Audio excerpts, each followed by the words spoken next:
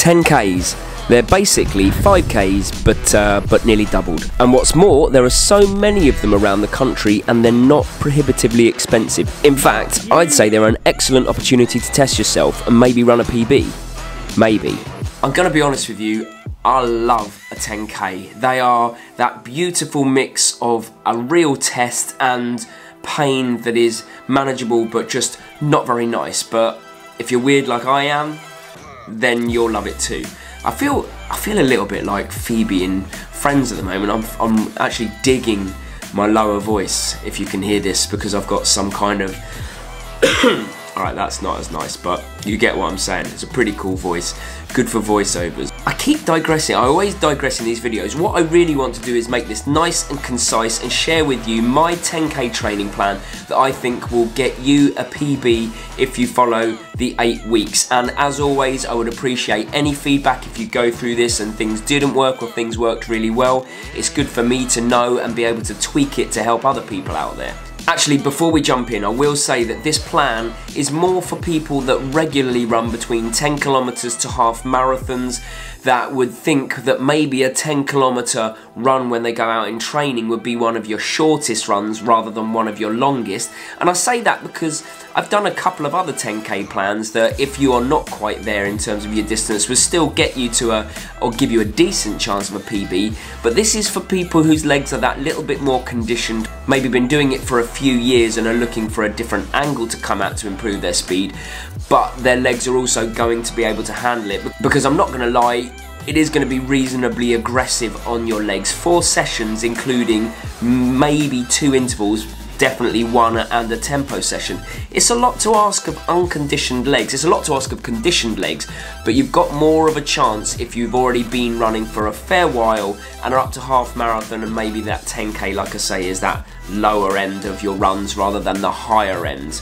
Anyway, I've explained enough. Let's plan. Once again, this is an 8-week plan in order to incorporate 2 training blocks of 4 weeks each. You'll be doing 4 runs per week and 2 strength and conditioning sessions. There's 2 easy base or recovery sessions, 1 main interval session, and either another interval session or a tempo run. I'll write up each interval session in the video description. This is a very similar structure and layout to the 5K PB plan that I shared with you last week, with a few tweaks. Your longer run will now be a Thursday so that you can do your shorter recovery run after an interval day. There's always a rest day before the weekend and a light strength and conditioning session on the day after a weekend, stretching and foam rolling, things like that. They're the same sessions as the 5K plan, but longer, and the Wednesday S&C workout could be Pilates or core strength or muscular endurance, and I'll link a good video here. The first week starts with hill reps, then your easy long run, and a weekend of intervals on the Saturday, and an 8K recovery plod on the Sunday.